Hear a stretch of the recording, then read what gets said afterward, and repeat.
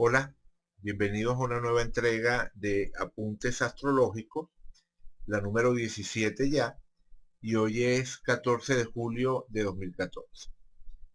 Han pasado más de 2 semanas desde que grabé el material anterior, pero simplemente no había tenido tiempo, ¿no? Entre las consultas, los cursos, no siempre dispongo del tiempo que quisiera dedicar a este proyecto de divulgación astrológica. Pero en fin, aquí estamos de nuevo para compartir alrededor de temas astrológicos en general y de casos de estudio que puedan resultar interesantes para examinar, para percatarnos de ese continuo contrapunto entre la realidad manifiesta y el correlato astrológico que acompaña a esa realidad manifiesta. Con ese objetivo en mente, para retomar el hilo, elegí un caso que creo que puede ser interesante e incluso divertido, ¿no? El caso de Barbie, Barbie como caso de estudio, planteándonos la pregunta de si puede un juguete tener carta natal, si tiene sentido hablar de la carta natal de un juguete, qué información nos puede dar eso. Y creo que Barbie resulta un caso de estudio excelente. Primero, porque conocemos su hora de nacimiento, si entendemos que la hora de nacimiento es el momento en el cual el juguete, en este caso, es lanzado al mercado. eh, eh, bueno, sabemos que eso ocurrió el 9 de marzo de 1959, el 9 de marzo de 1959, a las 10 de la mañana en Nueva York. En ese momento, eh, abría sus puertas una feria del juguete que fue donde Barbie se presentó por primera vez. Quizás la verdadera hora de nacimiento, el dato preciso de la hora de nacimiento, sería el momento en el que el primer cliente tomó una de estas muñecas del estante, o tal vez el momento en el que se compró la primera muñeca, ¿no? Esos serían momentos válidos, pero en todo caso, entre las 10 de la mañana, que fue cuando se abrió la feria, y ese momento de comprar la primera unidad de Barbie, bueno, probablemente transcurrió muy poco tiempo, ¿no? Entonces, podemos hablar del nacimiento de Barbie a las 10 de la mañana o quizás un poquito más tarde de las 10 de la mañana. Pero en todo caso, alrededor de esa hora, a las 10 o un poquito más tarde de las 10, sería la hora de nacimiento de Barbie. La fecha, como digo, está perfectamente determinada, 9 de marzo del 59. Por supuesto que se podría argumentar que el muñeco realmente nació, que el juguete realmente nació meses antes, cuando se terminó de diseñar, o en el momento en el que la idea fue concebida por Ruth Handler, que fue la creadora de Barbie. Pero es como hablar del momento de concepción cuando estamos hablando de una carta natal. El momento de la concepción nos daría una carta que tendría información, pero el momento del nacimiento es el que normalmente utilizamos, y con él se levanta una carta natal que la experiencia nos dice que funciona bastante bien. Bueno, en este caso, el nacimiento, la salida al mundo del juguete, sería ese instante en el que es presentado al público, ese 9 de marzo del 59, a las 10 de la mañana o un poco más tarde. La otra razón por la que Barbie es un excelente caso de estudio, porque bueno, porque es un ícono cultural, o sea, es un caso notable, porque es un juguete cuyo éxito podríamos calificarlo de desproporcionado, ¿no? Un éxito que realmente le ha llevado a convertirse, como decía, en un ícono dentro de la cultura popular del siglo XX y de lo que va del siglo XXI. Según la gente de Mattel, según lo que dice la gente de Mattel, se venden 3 Barbies cada segundo. O sea que desde que comencé a hablar hasta ahora, bueno, se han vendido cualquier cantidad de Barbies, ¿no? Aproximadamente llevo hablando unos 5 minutos. En estos 5 minutos se han vendido supuestamente más de 900 Barbies. En fin, ¿no? Es algo que resulta inconcebible, como decía. Pero lo cierto es que es así. El éxito es indudable. En el primer año de Barbie, en ese año de 1959, se vendieron 350.000 unidades de la muñeca. Y bueno, es un hito, una referencia cultural que prácticamente todo el mundo maneja. Con muchas críticas, ¿no? Con mucha controversia, ¿no? El tema de promover un estándar de belleza femenino que se aparta de la realidad, que promueve la anorexia, ¿verdad? Hay un estudio que se hizo en algún momento donde se afirmaba que una mujer que tuviese las medidas exactas de Barbie tendría un déficit de grasa corporal que bueno, que simplemente comprometería su salud, le impediría, por ejemplo, tener una menstruación normal. De hecho, se ha llegado a acuñar el término síndrome Barbie o síndrome de Barbie para describir el deseo de tener una apariencia física y un estilo de vida similar al de la muñeca, ¿no? Similar al de Barbie. Por el lado positivo, evidentemente lo del síndrome Barbie es una patología, ¿no? O puede llegar a ser una patología. Pero en su lado positivo también uno tiene que conceder que esa variedad de carreras, que es otra de las características que definen al juguete, ¿no? También se puede entender como una forma de estimular, ¿no? La búsqueda de reconocimiento de espacios para la mujer durante esa década o esas décadas tan importantes para el movimiento feminista, que fueron las décadas de los 60, 70. En fin, ¿no? Esa idea, por ejemplo, por poner un caso, la Barbie astronauta, esta que aparece aquí, es de 1965, ¿no? Por supuesto que tuvo que transcurrir mucho tiempo antes de que hubiese una mujer astronauta real en los Estados Unidos. 2 años antes, Valentina Tereskova había sido la primera mujer astronauta, pero bueno, eso había ocurrido en la Unión Soviética, ¿no? Dentro de un marco cultural totalmente diferente. De hecho, la Barbie astronauta fue un homenaje a Valentina Tereskova, a pesar que, bueno, de que no tenía ningún simbolismo soviético.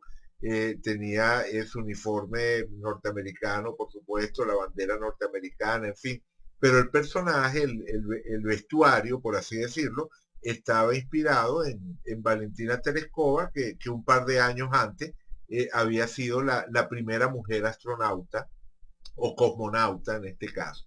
Lo que quiero decir es que sí hay un elemento positivo en esa versatilidad de la Barbie con respecto al desarrollo profesional, ¿no? Esa idea de que Barbie puede ser policía, astronauta, arquitecto, bailarina, en fin, ¿no? No deja de tener un elemento positivo. Y en cualquier caso, independientemente de cuál sea la opinión que cada quien tenga con relación al juguete, por supuesto hay quienes la adoran, ¿no? Hay muchísimas niñas que han crecido en la adoración de Barbie. Bueno, por algo puede llegar a existir algo como el síndrome de Barbie. Y muchísimas niñas han jugado con Barbie sin llegar a ser anoréxicas, ¿no? Sin por ello derivar en esa deformación de querer encarnar de manera exacta al juguete. Pero como digo, con las visiones a favor y las visiones en contra, Lo cierto es que es un ícono cultural, es extremadamente reconocible y tiene una serie de rasgos que la definen, ¿no? Desde el tema, por supuesto, de la conexión con la idea de la belleza o la elegancia, la moda, el tema de la moda, importantísimo. De hecho, la primera carrera de Barbie fue como modelo, ¿no? Cuando Barbie aparece por primera vez, aparece siendo una modelo. Al poco tiempo empiezan a surgir otras carreras, por aquí creo que tengo las carreras en orden cronológico. Ajá, aquí está, comenzó como modelo, luego pasó a editor de una revista de moda, editor de moda, bailarina, cantante, azafata, enfermera, en fin, ¿no? Pero por ejemplo ya aquí, en 1963, aparece una Barbie ejecutiva. Y en fin, ¿no? Así sucesivamente. Como digo, uno no puede dejar de reconocer un elemento positivo, ¿no? Allí en ese mensaje a las niñas de, bueno, de tú puedes ser lo que quieras ser, ¿no? Por supuesto que de ese elemento aislado, uno no puede separar todos los otros factores que hace que uno vea el juguete con cierto recelo, pues, ¿no? Pero sigue siendo simpático, ¿no? Sigue siendo un ícono que definitivamente todos reconocen y que por eso tiene sentido ir a su carta natal. Vamos a ir a la carta natal, por aquí está. Ir a la carta natal y preguntarnos, bueno, ¿esta carta natal guarda o no guarda relación con el personaje que estamos estudiando, con la personalidad y el desarrollo de ese juguete? Y lo primero que llama la atención es que tanto el Sol como la Luna, como el ascendente, están todos en signos mutables. El Sol y la Luna en Pisces y el ascendente en Géminis. Es decir, hay un claro predominio de los signos mutables en esta carta y sabemos que los signos mutables tienen que ver con la versatilidad, con la capacidad de adaptación, también con la dificultad para perseverar, porque es lo primero que uno podría pensar de un personaje que ha tenido más de 130 carreras a lo largo de su vida, es que no se termina de decidir por ninguna, ¿no? Y eso cuadra bastante bien con esa idea del predominio de signos mutables, la idea de la versatilidad y del aburrirse si estoy haciendo una sola cosa. Otra cosa que también cuadra con la idea de las muchas carreras o del cambio de una carrera a otra sería el medio cielo en Acuario. Incluso podríamos ir más lejos y decir que tener el Quirón en la casa 10 sería un factor para precisamente estar cambiando de una carrera a otra, no terminarse de sentirme 100% a gusto con una carrera y bueno, y moverme a otras opciones.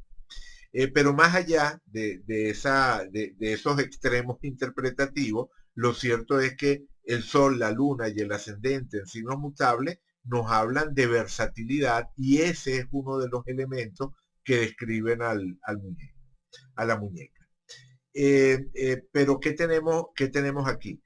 Que el regente antiguo de Pisces es Júpiter. Así que la posición de Júpiter me da el subtono de esos planetas en Pisces y en este caso estamos hablando de un Júpiter en Sagitario. Es decir, ella es Pisces, pero subtono Sagitario y recordemos que Júpiter, estando en Sagitario, está particularmente fuerte, está domiciliado. Y esto le estaría dando al personaje esa conexión con la aventura, los deportes. Esa es otra de las características de Barbie, ¿no? La encontramos como esquiadora, como patinadora, como gimnasta olímpica, y en general, todos los accesorios de Barbie transmiten un estilo de vida en el cual predomina precisamente esa idea de la libertad, ¿no? De poder hacer lo que quiera cuando quiera, ¿no? Entonces ese toque sagitariano definitivamente tiene todo el sentido del mundo. Por otra parte, la muñeca en sí misma estuvo ligada incluso desde su concepción con el tema de la moda. Y sabemos que Piscis y todo lo pisciano, quiero decir Piscis y Neptuno, Piscis, Neptuno, la casa 12, todo eso está relacionado con el tema de la moda porque describen lo que son movimientos colectivos, esos movimientos en los cuales se desdibuja la individualidad y terminamos formando parte de algo más grande, que describe, por supuesto, o sea, esa descripción que estoy haciendo de lo neptuniano se puede aplicar a lo espiritual, a lo místico, se puede aplicar a las adicciones, a las drogas, se puede aplicar a lo que puede ser la locura, el pérdida de contacto con la realidad, pero también se puede aplicar a la moda. Lo que quiero decir es que la moda es una asociación neptuniana tan válida como puede serlo, por ejemplo, el misticismo, la espiritualidad o las adicciones. O sea, hablar de Pisces, de Neptuno y de la casa 12 como indicadores que nos pueden conectar con el tema de la moda es absolutamente consistente, válido, con el significado esencial de esos indicadores. Y en este caso no solamente es que tenemos el Sol y la Luna en Pisces, sino que están en conjunción.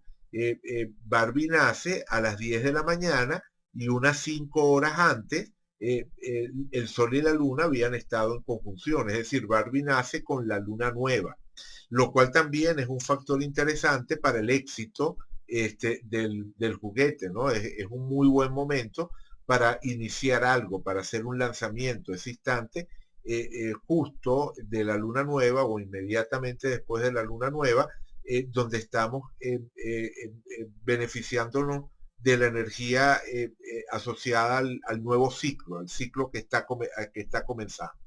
De hecho, se suele decir que toda conjunción Sol-Luna tiene un poco de Aries, en el sentido del impulso, de la energía, del poner cosas en marcha. Y en ese sentido resulta notable que Mercurio y Venus se encuentran en Aries. Fíjense que además Mercurio es el ascendente Géminis, y Mercurio, el regente del ascendente, está en Aries. Y además de eso, Marte, el regente de Aries, es el primer planeta de la carta. Entonces, el regente de Aries como primer planeta de la carta, el subtono del ascendente precisamente en ese signo de Aries. Venus, que tiene que ver con la manera de encarnar lo femenino seductor en Aries. Y además de eso, una conjunción Sol-Luna que, como acabo de decir, tiene un poco del toque Aries. Entonces, estamos hablando de una energía ariana, una energía de inicio que está muy marcada en esta carta.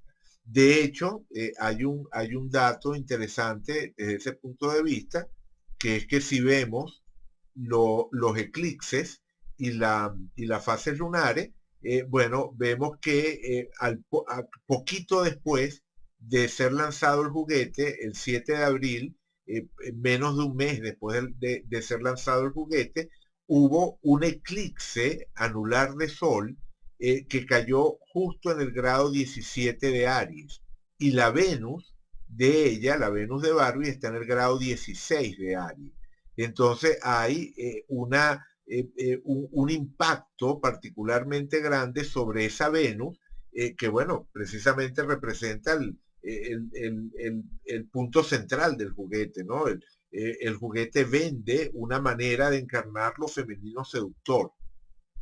Si la luna es lo femenino maternal, bueno, Venus es lo femenino seductor y el juguete gira alrededor de Venus, alrededor de lo femenino seductor. De hecho, Barbie nunca tuvo hijos, ¿no? Dentro de la biografía de Mattel, la biografía que le da Mattel al personaje, a pesar de que en algunas versiones de Barbie se le ve con bebés, esos bebés o son de una amiga o es porque ese personaje o esa encarnación de Barbie es doctora, es pediatra, pues y está trabajando con niños, o es obstetra y está trabajando con bebés.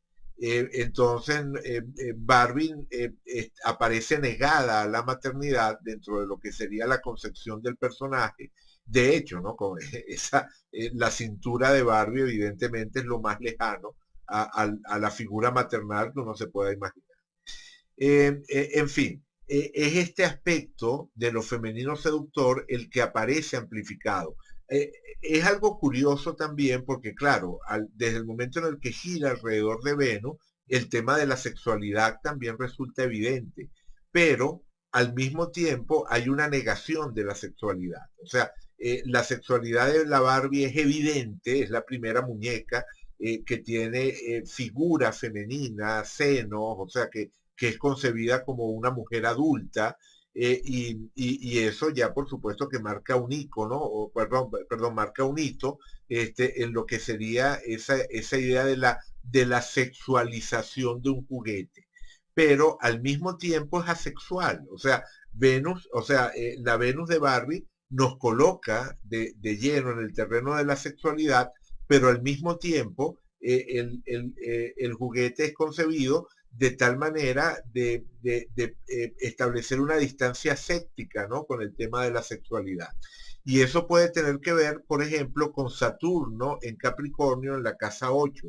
O sea, hay un mostrar la sexualidad, pero al mismo tiempo una restricción, una represión de lo que sería la expresión abierta o seductora de esa sexualidad.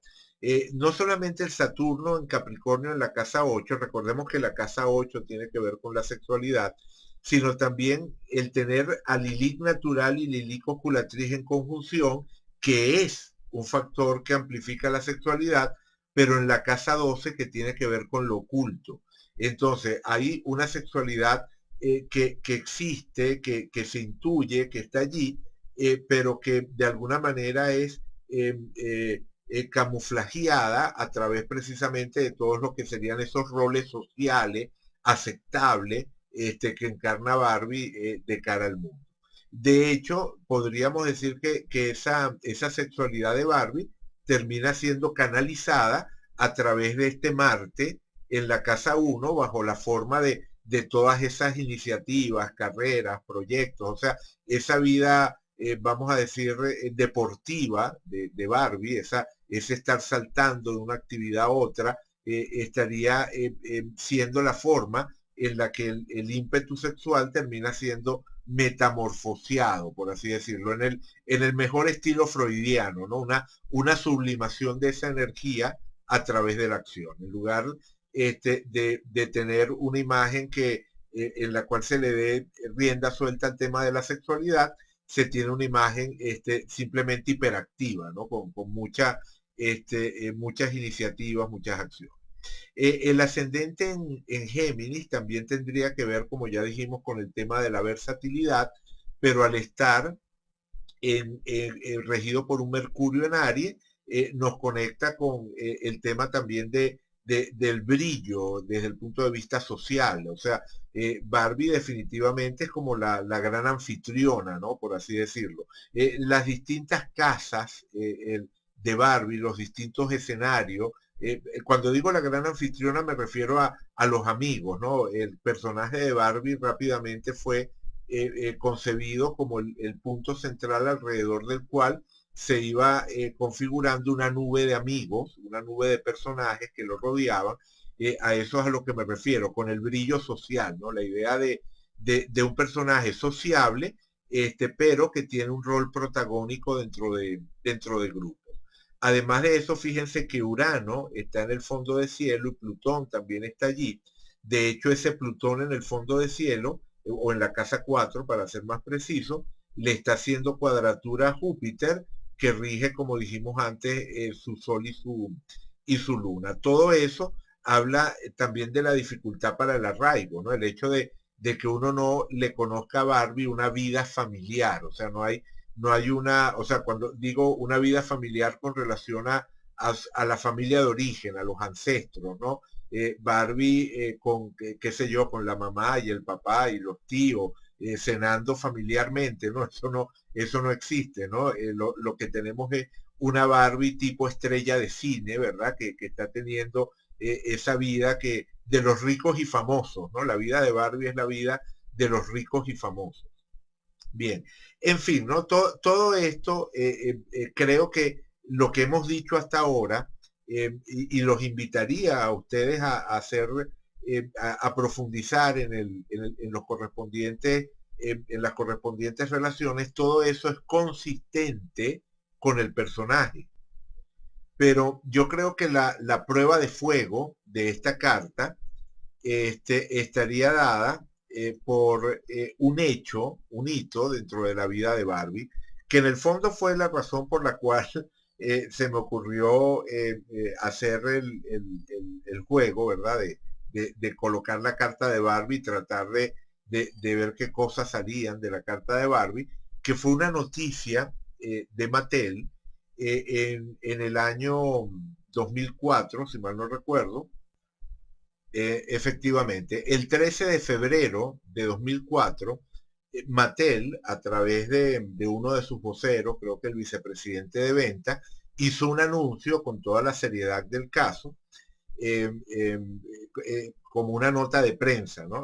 Salió una nota de prensa en la cual se anunciaba que Barbie había roto con Ken, o sea, que Ken y Barbie se habían separado. Eh, eh, Años más tarde regresaron, ¿no? Creo que fue como en el 2011 que regresaron, pero allí, el 13 de febrero de 2004, ocurre un acontecimiento definitivamente que marca la vida de Barbie desde el punto de vista de la pareja, porque, bueno, sabemos que desde que salió el Ken, unos 3 años después de Barbie, Barbie sale en el 59, Ken salió en el 61 y desde entonces, bueno, supuestamente ellos se enamoraron, fue amor a primera vista y permanecieron juntos durante todo ese tiempo. Entonces, en el comunicado de prensa, este vocero de Mattel decía que, bueno, que como suele ocurrir con las grandes famosas parejas de Hollywood, ellos habían tenido problemas, se había perdido la chispa y habían terminado decidiendo que lo mejor era separarse, habían quedado como amigos, pero cada quien por su lado. Entonces, surge, por supuesto, de inmediato la pregunta de, ¿tendrá sentido analizar los tránsitos de ese día sobre la carta de Barbie? Analizar los tránsitos de esa época sobre la carta de Barbie. Y el resultado es notable. El resultado realmente llama muchísimo la atención. En el área de la pareja, Barbie tiene el asteroide Lilith 1181. Me permito, como siempre, hacer el comentario. Yo trabajo con este asteroide, le doy importancia a este asteroide, porque creo que si trabajamos con las Lilith, con la Lilith natural o la Lilith osculatriz, yo trabajo con las dos. Como he explicado en otros momentos, me parece que las dos funcionan como una totalidad y representan la sombra de lo femenino, lo que sería la femme fatal, la sombra de lo femenino maternal en la Lilith natural, la sombra de lo femenino seductor en la Lilith osculatriz. O dicho de otra manera, Lilith natural es la sombra de la luna, Lilith osculatriz es la sombra de Venus. Y cuando están en conjunción, wow, esa sombra se magnifica de una manera tremenda. Como digo, esto estaría hablando de esa sexualidad subterránea, oculta, aunque reprimida de la Barbie que mencionaba antes. Pero la Lilith 1181 es todo lo contrario, es la mujer sacrificada, es la buena de la película, es la cenicienta. Y el hecho de tener a Lilith 1181 en la casa 7, una de sus manifestaciones, no siempre es así, pero una de sus manifestaciones es precisamente el tema de las actitudes sumisas en el área de la pareja. Y entonces, ¿qué tendríamos allí? Que con Lilith 1181 en la casa 7, efectivamente, una Barbie podría ser el tipo de personaje a quien le cuesta romper con una relación, porque bueno, porque siente que su deber es permanecer allí. En cualquier caso, lo cierto es que ese indicador está allí, en esa casa 7, y en esa época Plutón estaba pasando de manera exacta sobre esa Lilith 1181. Plutón, el planeta de los grandes procesos transformadores estaba en el grado 2148 y tenemos Lilith 1181 en el grado 2156. Ya esto sería notable, pero supongamos que somos astrólogos más tradicionales y que no trabajamos con ese asteroide, no queremos trabajar con ese asteroide, vamos a quitarlo, ¿verdad? Por un momento quitamos a Lilith 1181 de allí. Para mí es importante dejarlo, ¿no? O sea, yo creo que ese asteroide definitivamente nos da información, pero supongamos que lo quitamos. Bueno, si lo quitamos, igual Plutón desde la casa 7 le estaría haciendo cuadratura al Sol y a la Luna. Fíjense, Plutón desde la casa 7 le hacía cuadratura a la luna o le había hecho cuadratura a la luna precisamente en diciembre anterior, o sea, hacia finales de diciembre, que en el comunicado de prensa se decía que ellos venían con problemas desde hacía rato, ¿no? O sea, el anuncio se hace allí, ¿no? Pero supuestamente la relación venía mal. Entonces, allí está tal cual Plutón haciéndole cuadratura a la luna y de hecho, antes de hacerle la cuadratura a la Luna, ese mismo Plutón le había hecho la cuadratura al Sol, ¿no? La cuadratura Plutón-Sol había sido durante todo el 2003. Algo, o sea, uno se podría imaginar perfectamente problemas que vienen a lo largo del 2003, que se agudizan a finales de año y que terminan generando la ruptura en los primeros meses del 2004.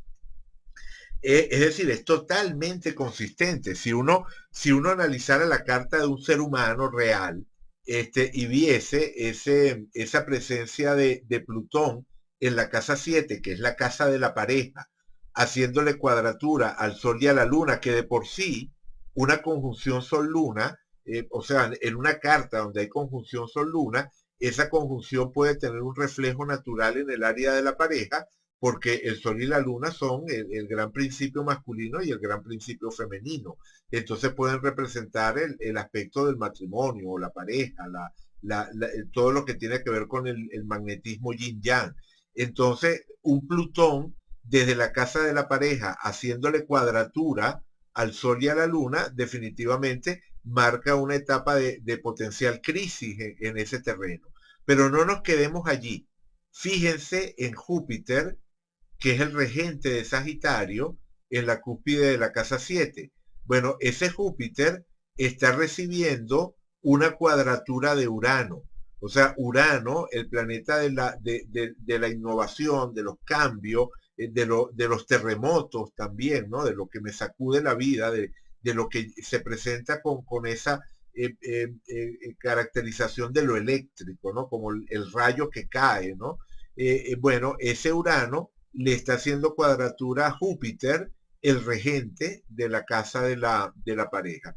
Si uno ve la cuadratura Urano-Júpiter, si uno ve la cuadratura Urano-Júpiter, ve que fue exacta precisamente en los primeros días de febrero, el 5 de febrero. El anuncio se hace el 13 de febrero, el 5 de febrero tenemos el punto exacto. Y en todo caso, durante toda esta época, desde aquí, desde principios de año en adelante, bueno, el tránsito estaba particularmente activo. Entonces, Barbie rompe con Ken en el momento en el que Plutón le hace cuadratura al Sol y a la Luna y Urano le hace cuadratura a Júpiter, regente de la casa 7. Y además, como decía Parañapa, la cuadratura de Plutón al Sol y a la Luna viene desde la casa 7, la casa de la pareja. Para completar la historia, fíjense que Lilith natural está en la cúspide del ascendente, o sea, está sobre el ascendente, quiero decir, en la cúspide de la 1. Lilith natural es otro indicador que puede favorecer la independencia, el tomar una decisión de ruptura. ¿Por qué?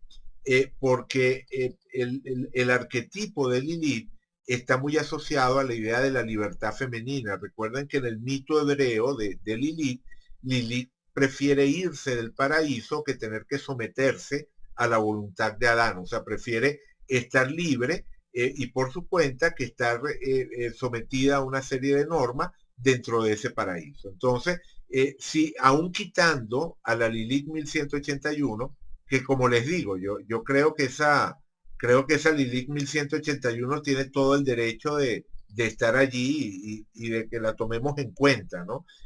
Pero aún quitando esta Lilith 1181, el resto de los indicadores son absolutamente consistentes con la idea de una crisis en el área de la pareja. Entonces, aquí es donde creo que se vuelve, como decía antes, patente, claro, que sí tenemos una energía allí que tomó vida en el momento en el que Barbie fue lanzada al mundo. Es decir, que la carta natal de Barbie funciona, que no solamente la describe a ella, sino que es capaz de describir hitos importantes en el desarrollo del personaje, en el desarrollo de ese mito, ¿verdad? Asociado a, a Barbie.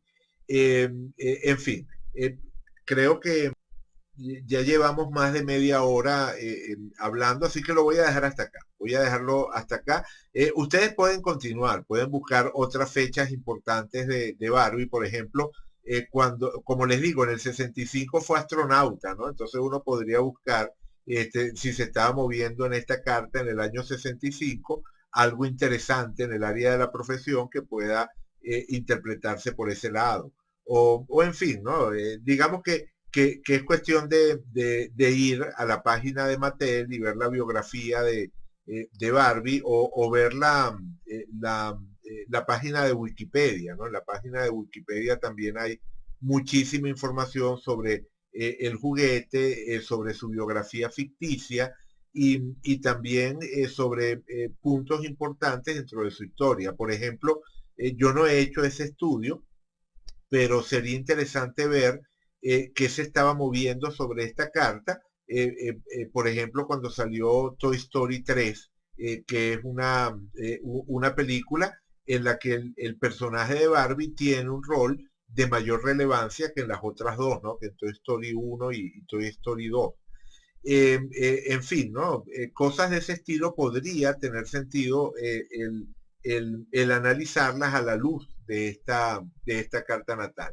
En todo caso, es un ejercicio astrológico completamente válido. O sea, lo que quiero transmitir es que examinar la carta de un juguete, como examinar la carta del nacimiento de una empresa, por ejemplo, o examinar la carta del nacimiento de un país, es un ejercicio astrológico y un uso de la astrología absolutamente válido, que efectivamente nos da información útil, nos da información real, bueno, útil quizás no tanto, en este caso no sé qué tanta utilidad pueda tener, no creo que Barbie nos vaya a consultar en algún momento como astrólogo, pero en todo caso lo que quiero decir es información real, o sea que analizando una carta de este estilo, la carta de un objeto inanimado, como la carta de una empresa, uno puede efectivamente ver cómo se mueven esas energías en el tiempo y hacer inferencias razonables sobre las correspondientes tendencias. Pero como decía, lo voy a dejar hasta acá. Ustedes, como les decía, pueden seguir investigando. Porque así es como se aprende realmente, ¿no? Uno puede compartir aquí casos de estudio, pero es cuando nos metemos por cuenta propia con todo el simbolismo astrológico, cuando realmente vamos aprendiendo, integrando y fortaleciendo lo que es nuestra capacidad para apropiarnos del simbolismo astrológico, para hacer algo útil para nosotros mismos de ese simbolismo astrológico. En fin, como digo, lo dejo hasta acá. Gracias como siempre por estar allí, por acompañarme en estos apuntes y será entonces hasta la próxima entrega.